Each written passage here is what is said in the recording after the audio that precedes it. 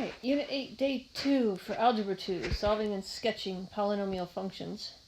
So, a reminder from the last lesson, the fundamental theorem of algebra says that when you have an nth degree polynomial, you will have at most n real roots. So if you have a third degree polynomial, the graph can cross the x-axis at most 3 times. Doesn't mean it will cross 3 times, but it won't cross any more than that.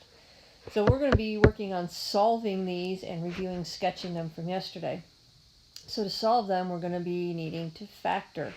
So the first thing we're going to look for is a GCF, then see if it is in quadratic form. Now what that means is the exponent on the first term has to be double the exponent in the middle term.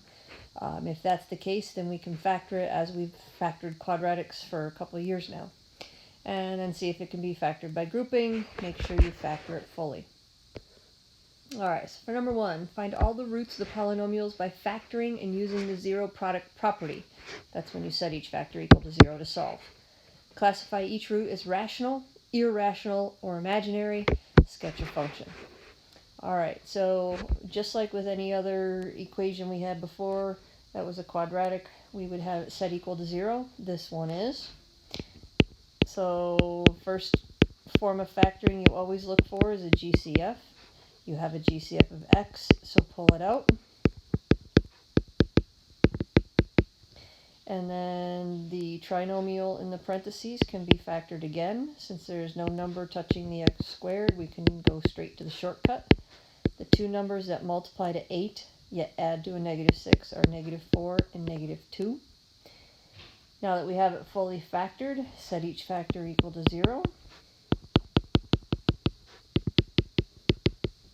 And solve. So we have 3 roots. Those 3 guys, they're all real numbers and they're all nice numbers. So this is rational, right? Is that what we had to do? Yeah, rational, irrational, or imaginary. So all 3 of these are rational roots.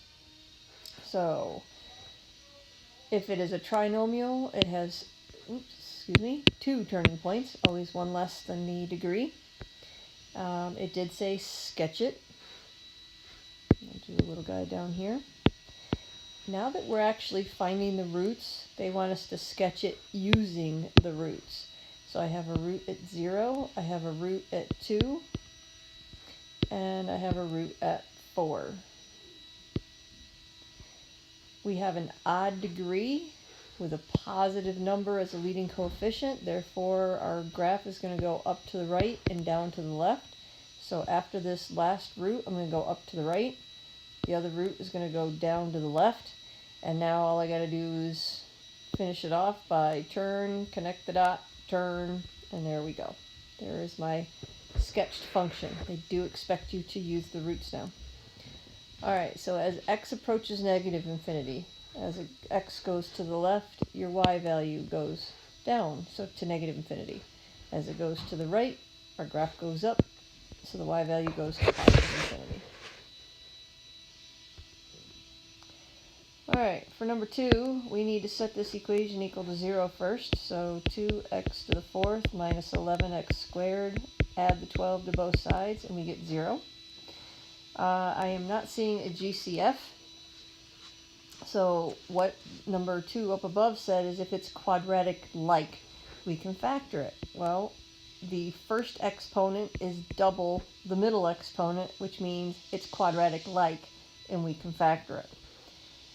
Since there is a number as a leading coefficient, we need to use factor by grouping, so front times back gives us 24. And if I list all the ways to make the 24, or at least list them until I find the one I need, 3 and 8 will add to 11, so I'm going to make these both negative. Substitute it in for the middle, so 2x to the 4th. Now the middle term is carrying an x squared, so when I fill in my factors, they will also carry an x squared. Make groups of 2. GCF of the first group is x squared. GCF of the second group is -4. Remember negative because your group starts with a negative. When I divide, I get 2x squared. 12 divided by negative 4 is negative 3. So finish the factoring. We get x squared minus 4 and 2x squared minus 3.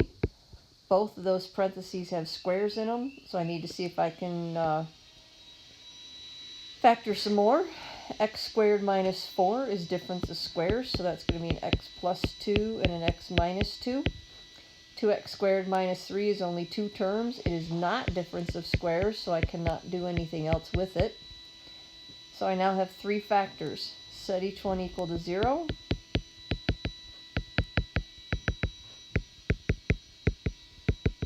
And solve. So this gives me a negative 2, a positive 2. Now this one I have to add 3, divide by 2, and then I have to square root both sides. And remember, anytime you take a square root that hasn't been there previously, you get two answers. So x is equal to the positive and the negative square root of 3/2. The square root of 3/2 does not come out to be pretty, so we're going to just leave it as square root of 3/2. Alright, so 2 and negative 2 are both rational. The square root of 3/2 is not rational. It's not imaginary because there's no negative under the radical. This is irrational because we still have a radical that we can't get rid of. But we do have our four roots, so they want to sketch. This equation was to the fourth power. When you have an even degree, the ends match. Since we had a positive 2 in the beginning, both of our ends are going to go up. Now, plotting these roots are a little bit tricky. 2 and negative 2 I can do easily, so there's negative 2. There's positive 2, but what I need to find out now is about where the square root of the square root of 3/2 is. So I'm going to go square root 3 divided by 2. It's 1.2, so it's a little past the 1. So there's the positive square root of 3 over 2. Here's the negative, square root of 3 over 2. So they're a little crunched together. We said the end behaviors, they're both going to go up. So from my rightmost point, I'm going to go up. From my leftmost root, I'm going to go up. And now I just got to connect the dots. So this is going to go down, then it's got to go up to hit that point, then we got to turn to hit that point, then we got to turn to hit that point, and there's our W-looking graph. Alright, so filling in the blanks up here, the maximum number of turning points would be 3 because the degree is 4. That's what we drew. And as x approaches negative infinity, the left side, y value is going up. And if it approaches the right side, the y value is also going up. So both of those are infinity. Alright, looks like our problems got cut off. Apologize for that. Alright, number 3. Third degree polynomial, so the maximum number of turning points is 2. And we're going to actually find the root. So x cubed minus 4x squared minus 9x plus 36 equals 0. First thing I notice is that this thing has 4 terms. And for 4 terms, that means we go straight to factor by grouping. GCF of the first 2 is x squared. GCF of the second 2 is negative 9. So we get x minus 4, x squared minus 9. X minus 4 has no exponents, so it's done. The x squared plus 9 is difference of squares, so we're going to factor that into x plus 3, x minus 3. Set each factor equal to 0. And solve them. So we get 4, negative 3, and positive 3. Which are all very nice rational numbers. Alright, sketching the graph.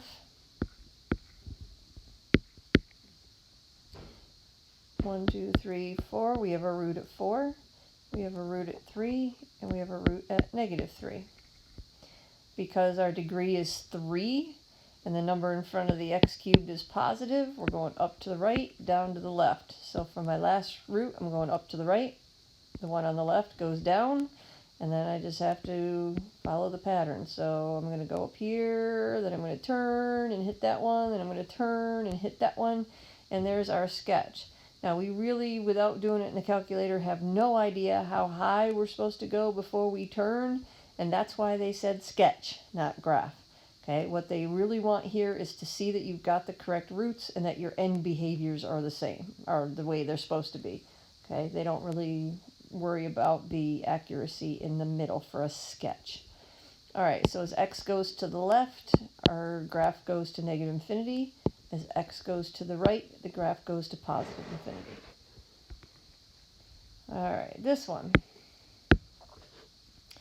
3x to the 6th minus 48x squared equals 0. So we're already equal to 0. First thing we try to do is pull out a GCF, which we have. 3 goes into both terms, x squared goes into both terms. When I factor that out, I get x to the 4th minus 16 and equals 0. Alright, nothing else I can do with 3x squared, but x to the 4th minus 16 is difference of squares. So we'll call that x squared minus 4, x squared plus 4. And x squared minus 4 is difference of squares, so we're going to do that one again. X plus 2, x minus 2. Remember, x squared plus 4 cannot be factored. It is not difference of squares, it's the sum of squares, so that one stays the same. Set each factor equal to 0. We've got 4 of them, so 3x squared equals 0. X plus 2 equals 0, x minus 2 equals 0, and x squared plus 4 equals 0. Now, because the degree of my equation is 6, I know I'm supposed to get 6 roots. I've only got 4 equations here. Let's see what happens. Divide by 3, x squared equals 0, square root both sides. Anytime you put a square root in that wasn't there before, you get a positive and negative, and the square root of 0 is 0. Well, square root of 0, or positive 0 and negative 0, it's the same number. This is what we call a double root. Because of the radical, we get 2 answers every time we take a square root, and it's the same number both times, because 0 is just 0. So this is a double root. That means we're going to be turning on 0. One of our turning points has to be on 0. Alright, this one's x equals negative 2. This one's x equals positive 2. And then we're going to subtract 4 from both sides. X squared equals negative 4.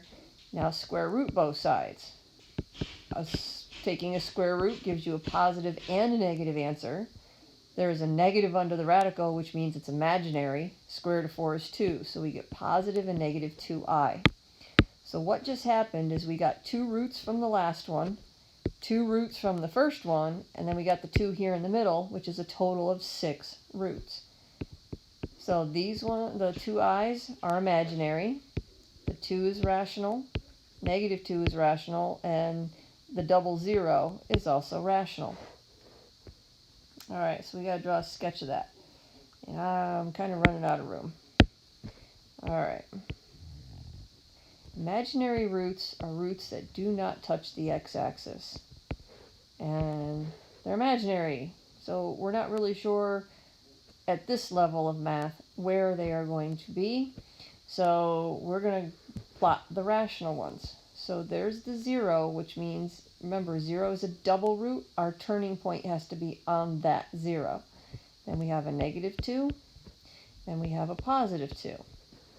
Since our degree was even, being a 6, and the 3 is positive, both of our tails go up.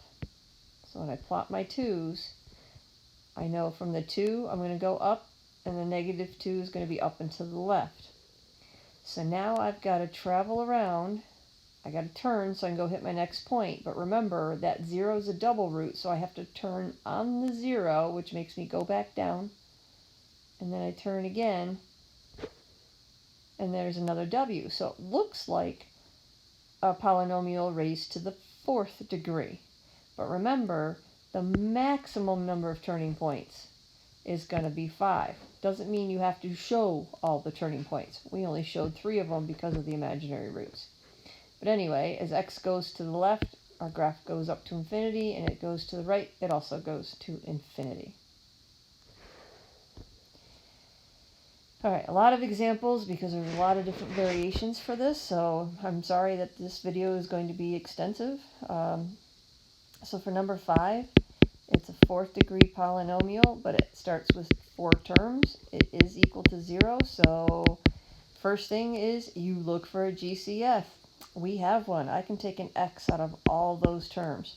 So that's going to give me 2x to the third, 5x squared, minus 6x plus 15.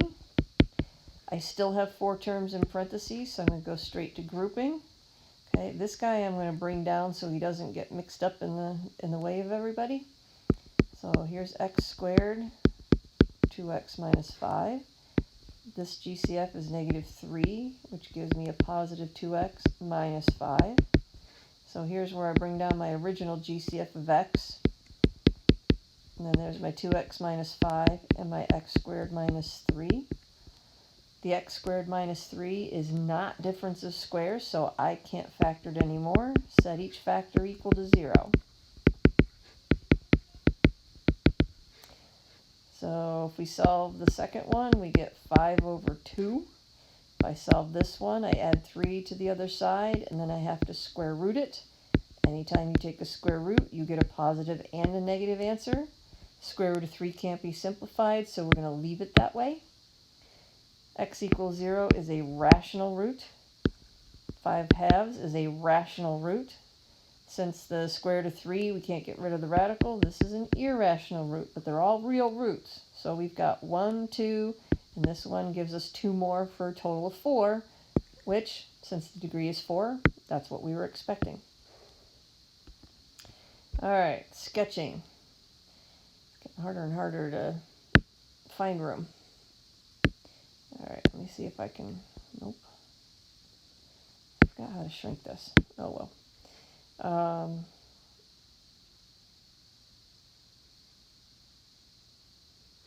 Alright, well, I'm just going to do it over here and then erase it. So here is a root at 0. 5 halves is 2.5.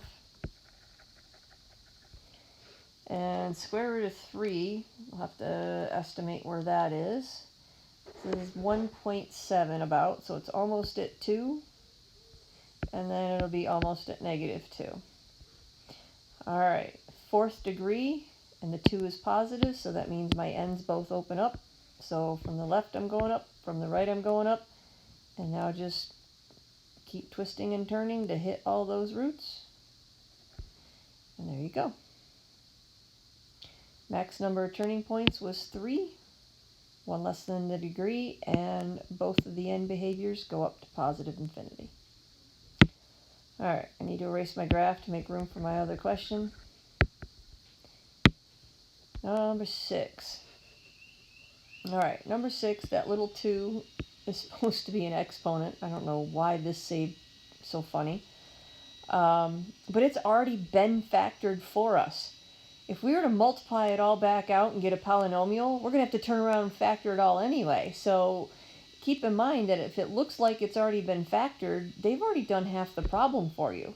So the fact that we've got an x minus 2 squared just means I've got 2 of them. So I'm going to write them down separate just to make life a little nicer. Okay. Now this negative out here is a negative 1.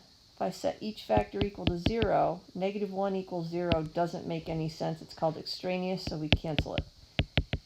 Set each one of these equal to 0, and I get 2, 2, and negative 3. Since my 2's repeated, this is a double root, which means my turning point is on the 2. So I got to remember to turn on a 2. Now, that negative out front, you would do last. So if we were to multiply this all out and make it a polynomial, the fact that we're squaring the first parenthesis means that we would end up with an x squared. But then we'd end up multiplying it to this one, which is going to make it an x cubed, And since I got 3 answers, that already tells me that I'm talking about a cubic equation. So it's going to have 3 roots, which we've got. That negative out front would be the last thing that I would do if I were to multiply this big polynomial out, which means I'm going to have a negative number in front of my x cubed. So that tells me the end behaviors of my function. So for a negative x cubed, it's going to go down to the right and up to the left, okay, backwards from normal. All right, so when we graph this guy, which, by the way, all the roots are rational because they came out nice.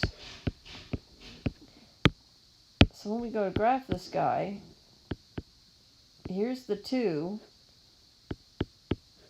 which is a double root, and then here's the negative 3.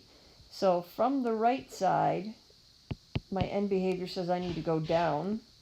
From the left side, it says I have to go up. Now, I can't just come around and hit that quite like that. Remember, that's got to be a turning point. So I'm going to come down, I got to turn to go toward my next point, and I got to make sure I hit that and turn on that point so that I can be down, and there's your double root. Your turning point is on it. Maximum number of turning points is 2, and as your graph goes to the left, you go to infinity. As your graph goes to the right, you also go to infinity. All right, 2 more examples. For number 7, that's supposed to be a little exponent of 2. For number 8, that's supposed to be a 4 and a 2 for exponents. All right, so number 7, again, they've already got it in factored form. I really don't want to multiply that out, but if I did, I know I'd end up with an x squared. So the maximum number of turning points would be 1. Because I'd end up with an x squared, and a positive x squared at that, my ends match and they're both going to go up. So I know my graphs both are going to go to infinity because they're both going up. All right, so now the only thing that's left is I'm going to write the x minus 3 twice. I just find it easier. Set each one equal to 0. And I get a 3 twice. So that means it's a double root. So 1, 2, 3, double root. Now that's the only root I've got, and I know my end behaviors are supposed to go up, so it's supposed to go up to the right, and it's supposed to go up to the left, and there's your pretty little quadratic parabola that you should have figured out you were going to get, right? If it's an x squared, it's a parabola. There it is. And the turning point is on 3. Okay, both answers were rational, by the way. All right, number 8, last one. X to the 4th minus 5x squared plus 6 equals 0, because you're trying to graph it, you need the roots. This is quadratic-like because the first exponent is double the second exponent. That means we can factor it. There's no number in front of no leading coefficient other than 1, so we can take the shortcut. It's going to be x squared and x squared to make the x to the 4th. The 2 numbers that multiply to 6 and add to negative 5 are negative 3 and negative 2. Set each one, well, neither one of those are difference of squares, so I can't factor them anymore. I set each one equal to 0 and solve. X squared equals 3. Square root both sides. Remember, you get a positive and a negative answer when you do a square root. All right, add 2 to both sides, and x squared is going to equal 2. Square root both, and again, you're going to get 2 answers, a positive and a negative root 2. So I got 2 answers with the 3, I got 2 answers with the 4, and that gives me the 4 answers, 4 roots that I was expecting because the exponent is a 4. Well, if your degree is 4, the max number of turning points is 3. The x to the 4th had a positive leading coefficient. That means both of the end behaviors will go up. And now we just sketch the graph. Square root of 3 was somewhere around 1.7, so here's my positive square root of 3, here's my negative square root of 3. Square root of 2 is like a 1.4, so that's going to be about right here and right here. My end behaviors both go up, so now you just got to connect the dots, like so. Alright, this was a long one. I hope by the time we got through you figured out your patterns. Good luck on the homework.